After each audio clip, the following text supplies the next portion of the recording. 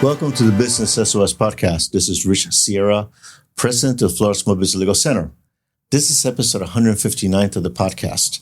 We're continuing our conversation with Stacy Lucis that we started last week. Welcome, Stacy, back to the show. Thank you so much. Thank you. We have so much material to cover. I barely went through my outline, so we probably have to do this again sometime. So we talked about redefining success last time. I want to talk about your second point, living authentically. Yeah. What does that mean? And tell us a little more about it. I think that kind of gets people a little bit tense, right? So they think, but I am authentic. I'm not fake. I think that, so there's a nuance with it. I think authenticity gets harder, one, the older we get, but two, the more successful we get. So what are people going to say if I switch careers? What if instead of being a conglomerate leader, I want to be an author? What does that say about me? What are they going to say about me? I think living authentically means saying no to things in the past you would have said yes to. That's hard because what if it's saying no to family members that want to borrow money? Mm-hmm. Yeah. Right? I think that it's taking on a client that maybe ethically you don't connect with or you're not aligned with. Yeah. So I think as we get older, authenticity means, am I true to the me in the me? Because, our subconscious only allows us to get away with but so much. So there's a cost to that if you're not living authentically. And it's very stealth. Maybe it's sleepless nights. Maybe it's racing thoughts. Maybe it's hesitation around what makes you happy. There's a word we don't really use much anymore, which is joyful. Like what brings me joy? Yeah. People are like, who has time for joy? I'm busy. There's no time. But we find an immense sort of ego stroke in saying we're busy. I have girlfriends, in the military, they have this term called eat your own dog food. Okay. Like if you're going to give advice, make sure you're walking the talk, right? And one of it is we were trying to coordinate a girls' weekend. We used to do those every year and it's kind of fallen apart. And one of my girlfriends, she got diagnosed with breast cancer last year, had a double mastectomy. So she's like, no, we're doing it this year. And so we're all going to go. But Rich, it took us about 6 months to coordinate calendars. Mm-hmm. And so living authentically to me means being really clear about what you want in your life and then being really clear also about what you don't want. And some of it is going to feel uncomfortable because it takes you away from maybe your bottom line or a relationship that maybe you have been the people pleaser in and suddenly you're pushing back.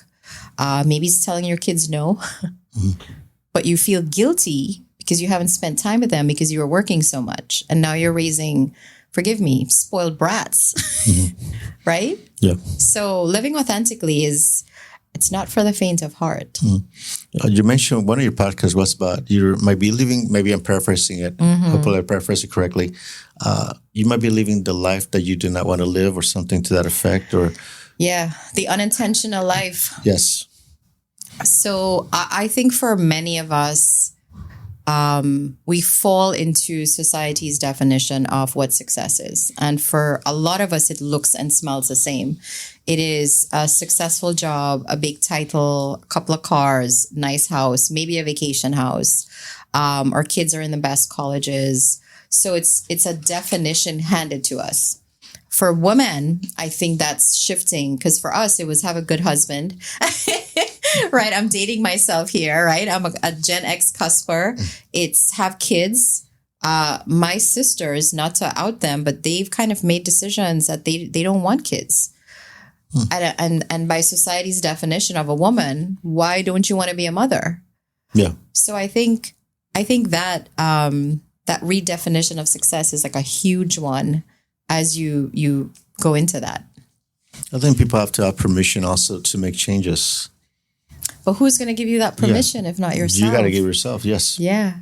And stand your ground. That's where the living authentically comes in. I've put in boundaries with my extended family that I I think, surprise some of them, you know? But if it makes me feel a certain way to be around certain people, I'm just not going to do that anymore. And I think you mentioned growing up in Puerto Rico, in Trinidad, I mean, these collectivist cultures are pretty much the same. Mm-hmm. We go and we suck up how we feel for the good of the family. Yeah. You know, and I just, no more of that for me. What a business owner can do if he or she feels that perhaps it needs change with respect to how he feels about his life at the moment. Mm-hmm. He's running this business and happy with it. He feels he needs to continue because that's where he feels his family. So what can somebody do to make that shift, to make that change? Yeah. I think a lot of building on what does success mean? A lot of us have defined our worth and our intrinsic self by our titles. Yes. And so... Look at LinkedIn. Yes. So when I meet you, especially I think in Western society, I will be like, what's your name? What do you do? It's the first question you're asked. Yeah. And if it's something that the person deems menial, then you've lost your value in the conversation. Mm-hmm. Which is so shitty, right? Yeah, people are judged by what Correct. they do, yes. So what if now you have to reconcile, I am the owner of this business and I am deeply unfulfilled. I think there are a number of ways to get around that. And I use some of it. One, what are you passionate about? For me, it's women's empowerment, poor women's empowerment, like people that don't have the resources that I now have. Didn't always have it. Mm-hmm. So I looked for organizations that I could volunteer. So I did. I was on the board of UN Women. I led committees with a couple of local leadership and foundations here in South Florida. I volunteered for Boca Helping Hands. Domestic violence is deeply personal to me in the sense of a couple of my family members were in abusive relationships. And as a child, it impacted me watching that. And so I will volunteer for women in distress in I think, Pompano. So I think there are ways to get around it. And it goes back to your point about, I don't necessarily think if we are business owners, we can kid ourselves that we'll always have work-life balance. That doesn't exist. It doesn't exist. I think it's work-life integration. And so integrating your core values, what authentic means to you, you will find ways to separate your work identity and your sense of self wrapped up in the work and be able to almost create opportunities to have joy. Yeah.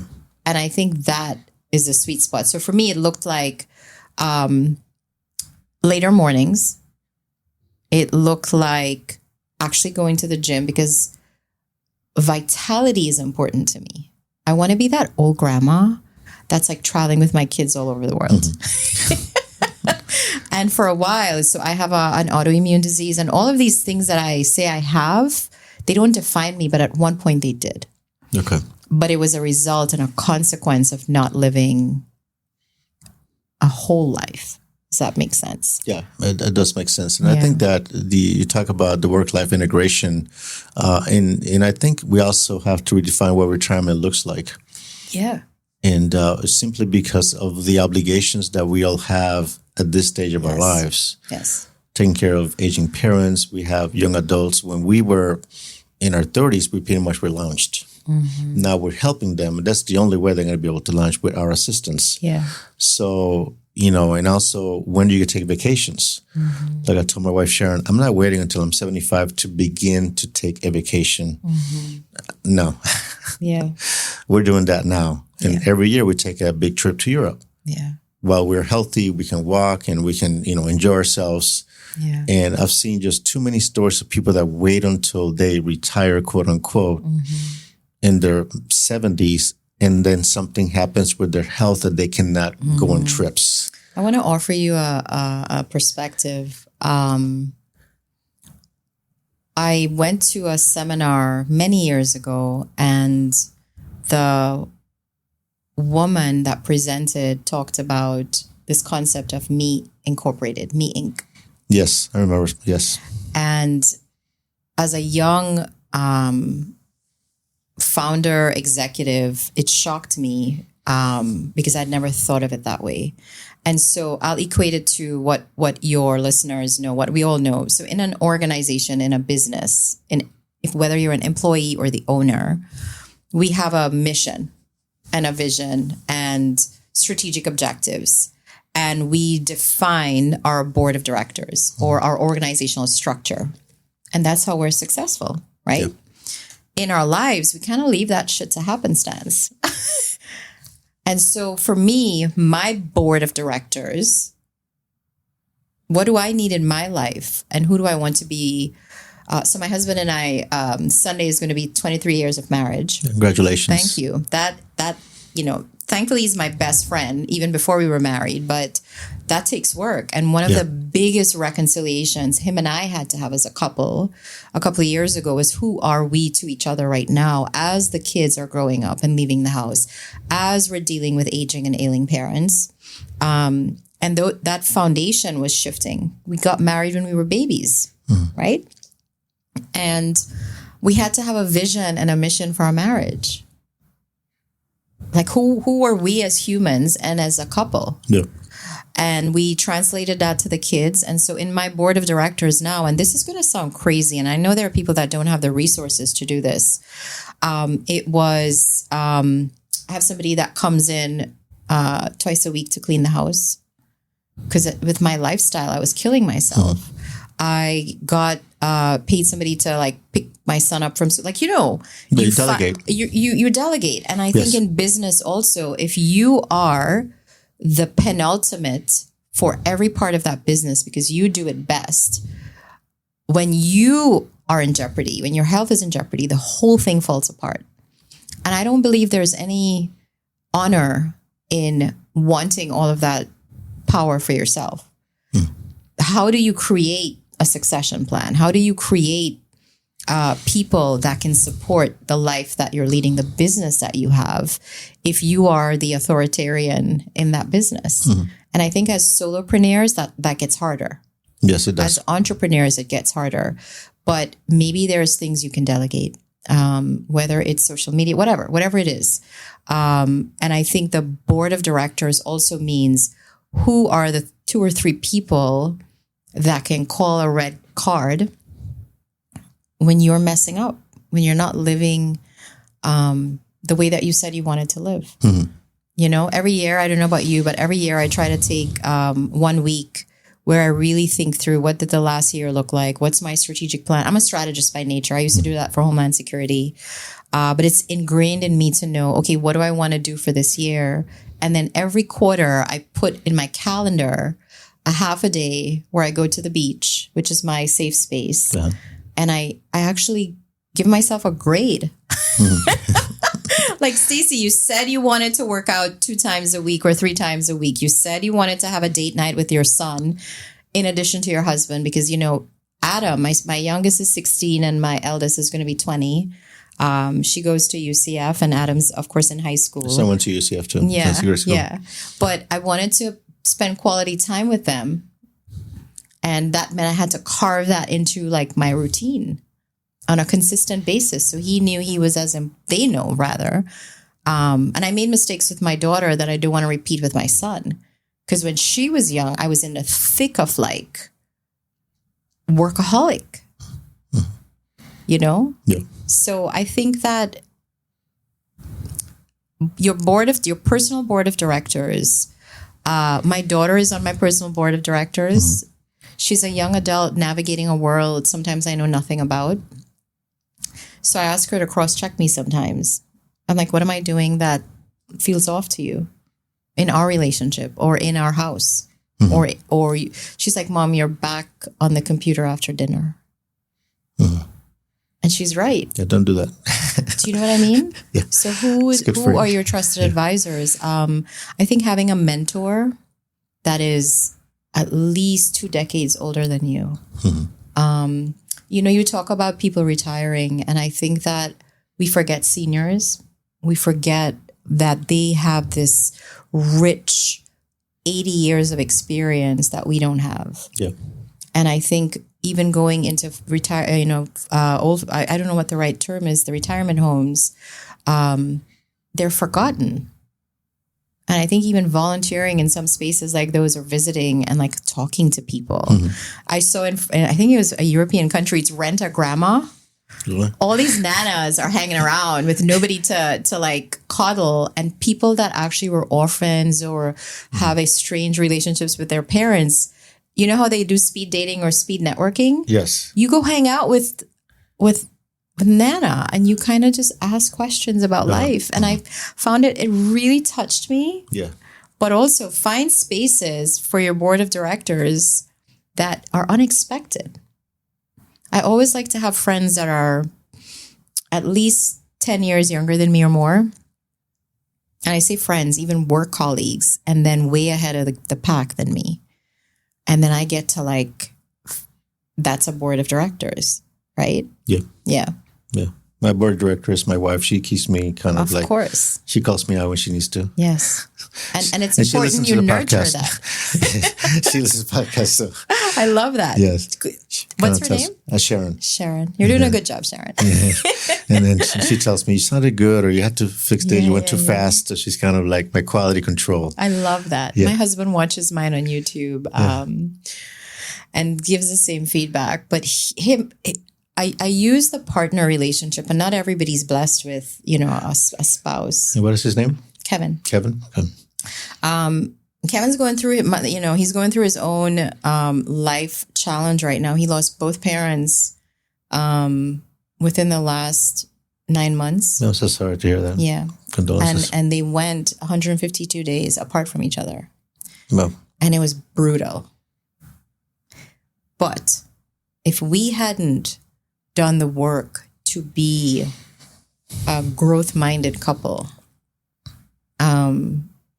stuff like that really tears you up. Yeah. So he's like the strong, silent type, and I'm the out there doing podcasts and whatever. And suddenly my guy disappeared into grief. So I think understanding yourself and understanding your loosely board of directors, but who your people are, equips you for the hard seasons, Rich, because we're all in for some really hard seasons. Yeah, the storms that eventually pass. Correct. We just got to get through them. Yeah, we got to navigate, right? Yeah. So are we equipped to do that? Yeah. And for many of us, work has superseded real life. And then when something happens, we're unprepared. Yeah. There's something about delegation. I think that's very important, especially, a lot of attorneys work by themselves. Yeah. And now the vast amount of information that we get is so overwhelming that it's just impossible for one individual to be able to handle it. So delegation, especially with attorneys, is important. And I'm fortunate enough to have a good paralegal, Richard Fariel, has been with me for like 6 years now. Yeah. And I have a number of contract attorneys to help me out as well. I try to delegate where I can, but a lot of times I can delegate more. I just don't. But even the house, we have a cleaning person comes in, been with us for like 10 years.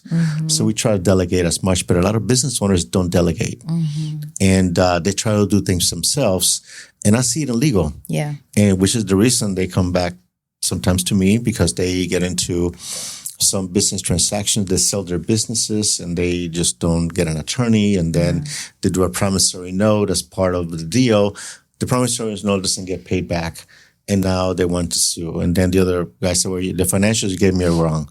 So they find a reason why to sue. And then the lawsuit is usually, it's easier for the other side to sue the person selling the business because they know at some point they're going to get a discount, the note, or eliminate it completely. Yeah. And they do that. Yeah. But that all would have been prevented if they would have gotten an attorney in the first place. Yeah.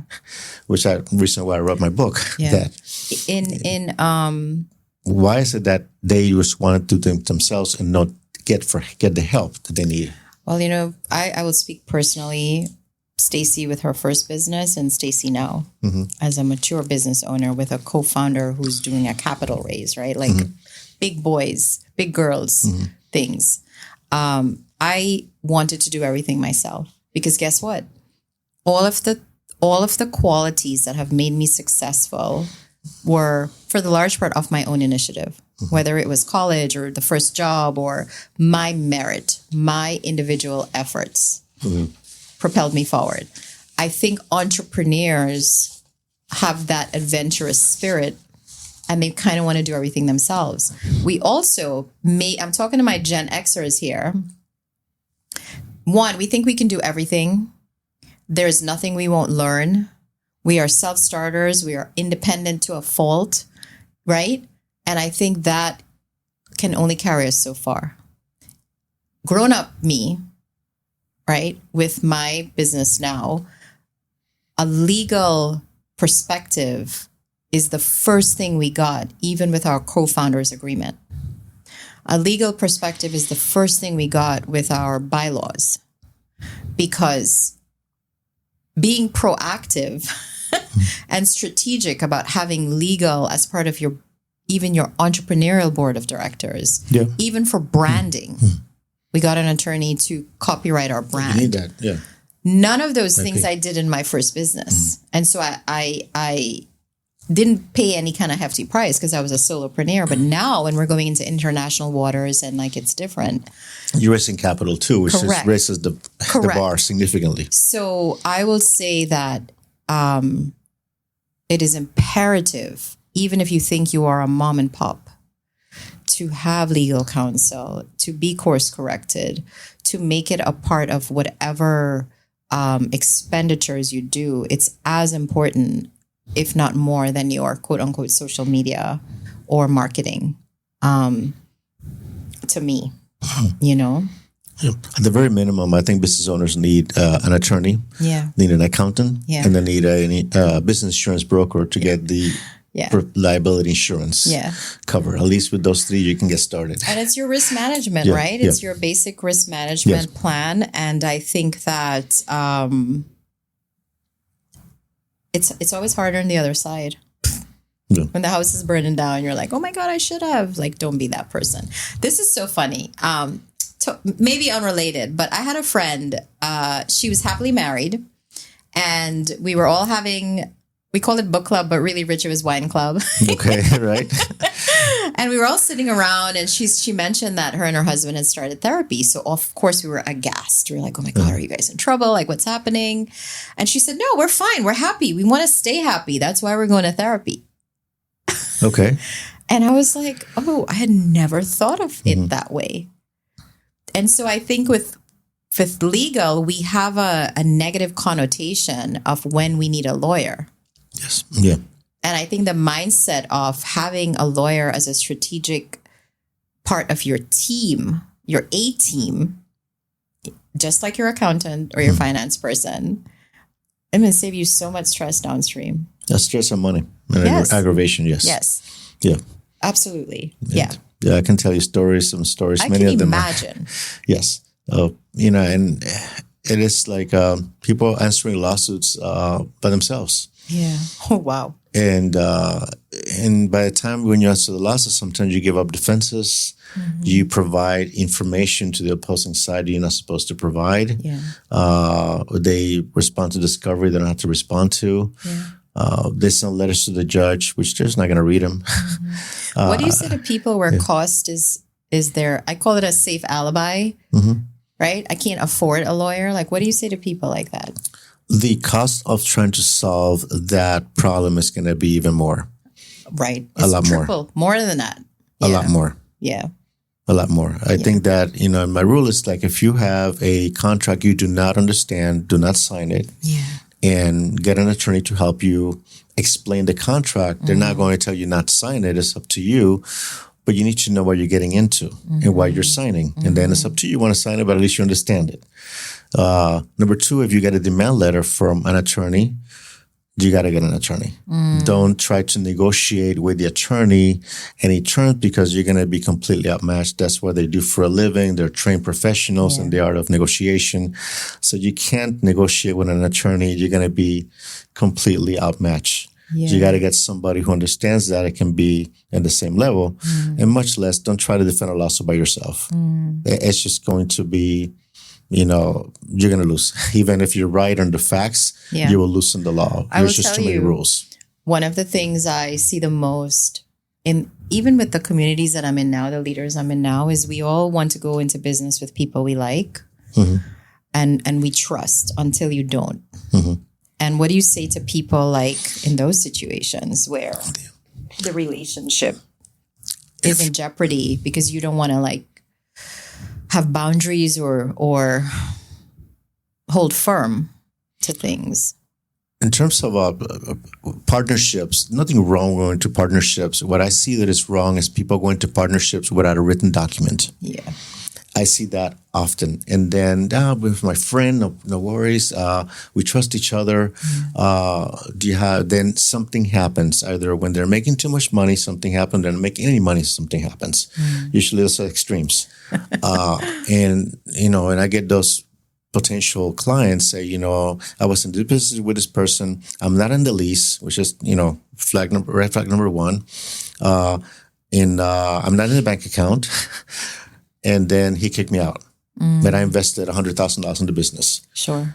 What do I do? Yeah. I'm like, so we have to kind of recreate an agreement. And I said, do you have an agreement? We have text messages. Yeah. That's all I have. And I'm not exaggerating that. And so there's so much we can do. Yes, there are things that we can do with the law, try to enforce the agreement, but you try to recreate an agreement based on text messages and phone calls, that makes it impossible. Yeah. So what I do, I give a operating agreement questionnaire, and then this is the questionnaire. You guys fill it out. And if you cannot get through these questions, you should not be partners. Yeah. One thing but put it in writing is really my advice. One thing I didn't appreciate when I put like a legal lens on as a business owner and as a mom is when your kids turn 18. Ooh. Like the significance of them, quote unquote, being seen as an adult. Correct. And then talking about assets, talking about financial responsibility, talking about all of these things. And on the other end of the spectrum, so my parents, of course, are retired and going through their things. My brother has Down syndrome. And so I had to get legal advice because I can't, I think for me, I guess what I'm trying to say is when you evaluate your life situation and the season that you're in, understand that being naive about something is not going to make it any better when things go south. Correct. And so owning that I had no idea what to do in a lot of these situations was the first step to like, one, asking for help or asking trusted people, who do you recommend?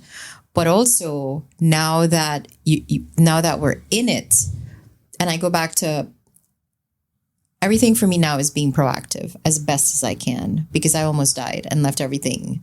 We didn't even have an estate plan. We had nothing, no plan. Well, okay. So a big part of this is how are you creating contingency plans and using strategic relationships with legal advice to make your life actually better and plan for the unseen, right? Yeah. Yeah. It just makes it a lot easier. Yeah. The future. For sure. So I want to talk about leading courageously. And I think you touched upon that. Tell me a little bit more about that. Many times we equate leading to an organization or a company or something you do for the benefit of others. And it is, right? But I think where it gets tricky is when you are not leading with integrity with yourself. And therein lies the conundrum. So you want to do a great job. You want to be this great company. If you have a foundation or something that is very non-for-profit or like philanthropy, you want to be and do the best for everybody else. And I think if you are the weak link, then it's all for naught. It means nothing. And I think we make it so easy to break our own promises, whether it's our health, our relationships, our spirituality, where we put our time, that it bleeds out into everything else. And leading courageously for me is, how do I stand firm and become the foundation? Because building, I say this funny enough, but building castles on quicksand, it's not going to work. It's not going to work. So how do I lead myself courageously? And sometimes it takes a shorter amount of time than necessary. Sometimes it takes years or decades, depending on your trauma and like your past and stuff. But I do think that is the work. And then when I started doing work on myself, it made me a better mother, a better leader, a better wife, a better daughter, a better sister, a better friend, and osmosis. My friends were interested in how come I was so calm all the time. I showed up better at work. I implemented new things. And I was leading at the time, I was the president of the Women's Forum at FEMA. So it was about 2,200 women across the country. And I started understanding what they needed from a leader, not projecting leadership. And I think that is like, it was the most beautiful thing, but it's always hard. Yeah. So we have to pick our hard, right? And so I think once you lead yourself, people start asking questions. So our friends was like, oh my God, you and Kevin seem so different, blah, blah, blah, blah, blah. And I was like, oh my God, we did relationship coaching. I was parenting different, and I was giving my friends advice because, you got kids that want to vape and want to have sex really early. And like, we are unprepared for the things they're dealing with at an earlier age. Yeah, that's true. So I got parent coaching for myself because I could not command control anymore. It was weird. It felt weird. Mm-hmm. I felt like I was a failure. Like, I should know this. People have been parenting for centuries. Yeah. Doesn't mean they were parenting well. Correct. Yes. Yes. So I think leading courageously means, oh my gosh, what hard work do I have to do with myself? And the amazing outcome means that there are all these facets of our life, including our businesses and our profession and what we're passionate about, benefit from that. So that's where that ripple effect happens. Lead yourself, then your family, and then everybody in your circle is like, oh my God, like, how do I do that? And we all want to like matter. Mm-hmm. I think at the end of the day, I think you and I talked about this. There's research done like at the end of life, which for many of us is going to be in our 80s. Yeah. This woman in hospice did this research that end of life, it was a lot of I should have. And I think we are in a beautiful space right now in midlife to figure out what the should haves are going to be and close the gap. And just get them done. Get them done. Right? And I think that's what leading courageously means. It's, everything is going to be hard, Rich. We just have to pick our hard. Correct. It's also, I think, recognizing that at least as I get older, I don't have all the answers. And it is okay to look for help and ask for help and get some other feedback to be able to get to the right decision. Yeah. I have a lot of men in my circle right now that are leaders, but are also meeting together to talk about hard things, whether it's grief or mental wellness or parenting, or their wives going through menopause and they have no idea who this person is anymore. And I think talking very candidly about what our parents need in their elder years, talking about the fear that we have. I think that vulnerability is self-mastery. And, it's important we kind of normalize some of this. I agree with you. Yes. Yeah. Yeah. And I think the COVID might have helped some of that before, if we're not in an office, people not take it seriously, then we had to work from home. So. Yeah. Well, it's like we had a worldwide reckoning. Yeah. Because we were all fearful of this unknown thing that could potentially wipe us out. Yeah. So everybody went into their hidey holes, mentally, spiritually, otherwise, and we had this moment of self-reflection. And then it quickly went away. Yeah. Pretty much, yes. For the majority of people. That's pretty much gone. Any final thoughts you want to give our audience? Any advice in terms of focusing on the topics of leading courageously and authenticity? I think that none of this has to be bigger than you yourself and what you're capable of doing. Some of us are very privileged to have more resources. So we can get a coach, we can go to therapy, we can go to retreats, we can do all of these global things that make us better.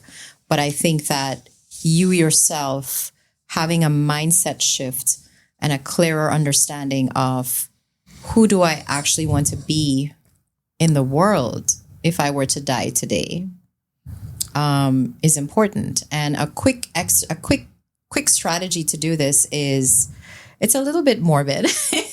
Okay. Write your eulogy as you are today, not as you wish to be. Write it as you are today. And so for me, when I did that exercise, it was pretty mundane. I was an okay wife. I was a decent mom. I checked all the boxes: doctor's appointments, school lunches, PTA, clothes, but the quality time was missing. I was a functional daughter, meaning that I was responsible for my parents. If they called, I answered. I helped them pay bills. I was a decent friend, but nothing was extraordinary. And I think that's the hardest thing. What had I done that was extraordinary in the world? What was I joyful about? And a lot of it was pretty mediocre status quo stuff.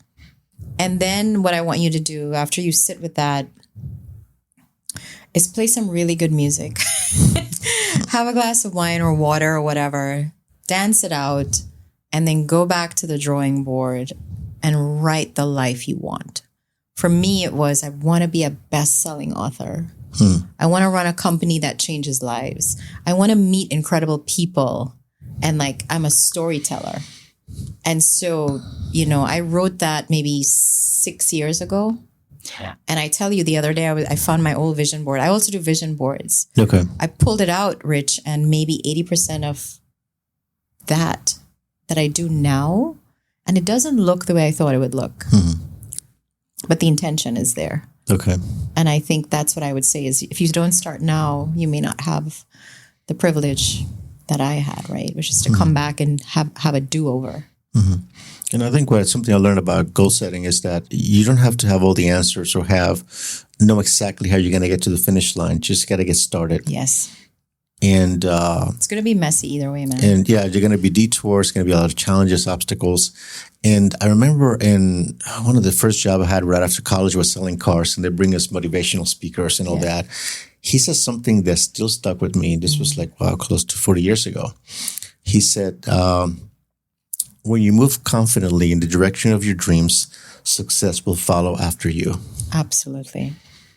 And that's stuck I'm with living me. that right now, and it's 12 years later. This is not going to happen overnight. And I think if you have to pick your hard. Yeah. Yeah. Wrapping us up. Getting a sign from the producer. Getting us out of here. Stacey, thank you very much for a very insightful interview. Love to have you back at some point. I want to talk about your book. It was my pleasure. How do people find you? Yeah, you can find me on LinkedIn or Instagram at Stacey, Stacey, Luces, Luces. And I'd love for you to listen to the podcast Beyond the Quote and send me your feedback. Okay, so you heard it. Beyond the Quote, you got to go to, after this podcast, if you have not done it before in the last one, Apple Podcast, Spotify. It's back. If you're listening now, one of those two. Look Beyond the Quote, Stacey Luces, and subscribe. Yes. You will love the podcast as much as I do. Thank you so much. Okay. You're welcome. Appreciate you. Again, this is Rich Sierra with Florida Small Business Legal Center. Remember that my goal is to help you succeed.